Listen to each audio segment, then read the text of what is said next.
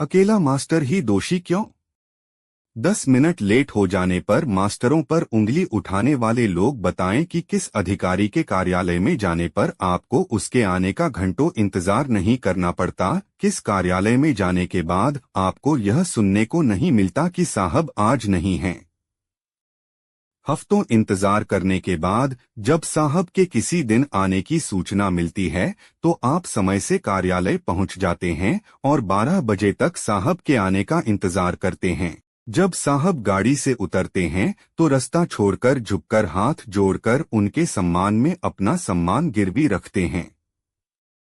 फिर साहब आसन ग्रहण करते हैं और आप अपनी बारी का इंतजार बारी आने पर हाथ जोड़कर जी हुजूर कहते हुए कांपते हाथों से अपनी फरियाद सुनाते हैं कि साहब कुछ दया कर दें। आधी अधूरी फरियाद सुनने के बाद साहब आपको जाने का हुक्म देते हैं और लौटते समय आप हाथ जोड़कर 3 बार झुक झुककर सलामी ठोंकते हैं, इस उम्मीद में कि साहब एक बार आपकी सलामी स्वीकार कर लें। लेकिन साहब कोई जवाब नहीं देते और उनका अर्दली आपको धकियाते हुए कहता है कि चलिए अब बाहर निकलिए। इतनी दीनता दिखाने के बाद और इतना सम्मान पाने के बाद आप खुशी खुशी घर जाते हैं कि आज साहब मिल तो गए और उनसे बात हो गई।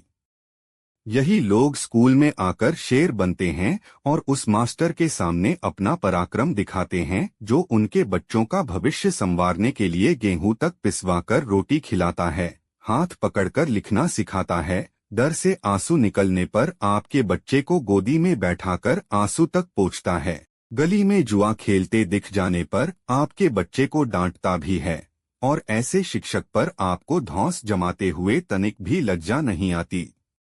आपके बच्चे को डांट देने पर आप स्कूल में सवाल करने चले आते हैं कि मास्टर तुमने मेरे बच्चे को डांटा क्यों, भले ही आप किसी पुलिस वाले से अक्सर बिना वजह डांट खाते रहते हों।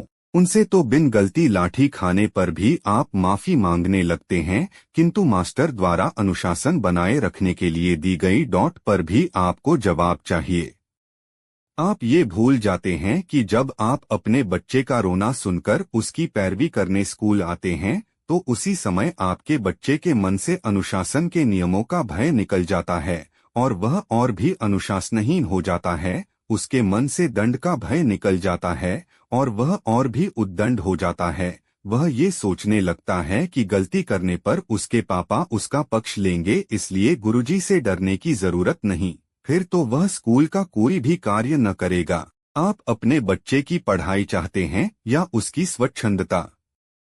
कानून का भय यदि समाप्त हो जाए तो हर कोई कानून का उल्लंघन करने लगेगा। ठीक उसी प्रकार यदि अनुशासन का भय यदि खत्म हो जाए तो बच्चा स्वच्छंद हो जाएगा, विद्यालय की शैक्षिक व्यवस्था खतरे में पड़ जाएगी। ये हमारा दुर्भाग्य है कि बेसिक में पढ़ने वाले कई बच्चों के माता पिता अनुशासन के महत्व से बिल्कुल अनजान हैं और हर दंड को नकारात्मक ही लेते हैं।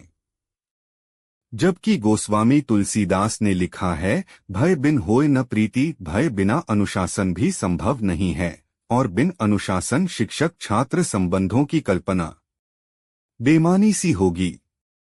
आप अपने परिवार को ही लीजिए, क्या आप बच्चे की गलती पर उसे दंड नहीं देते? समझाने का असर एक सीमा तक ही होता है, वो भी हर एक पर असर भी नहीं करता। दंड का आशय सदैव उत्पीड़न नहीं होता, विद्यालय में तो हरगिज नहीं। विद्यालय में दंड का आशय अनुशासन स्थापित करने से होता है, यहाँ दंड का आशय पिटाई से न लगाए। शिक्षक को सदैव खुशी होती है जब उसका कोई शिष्य उससे भी आगे निकलता है और इसी उद्देश्य से वह शिक्षा भी देता है कि उसका प्रत्येक शिष्य सफल हो। इसलिए आप शिक्षक के कार्यों का छिद्रान्वेषण न करें, न ही उस पर शंका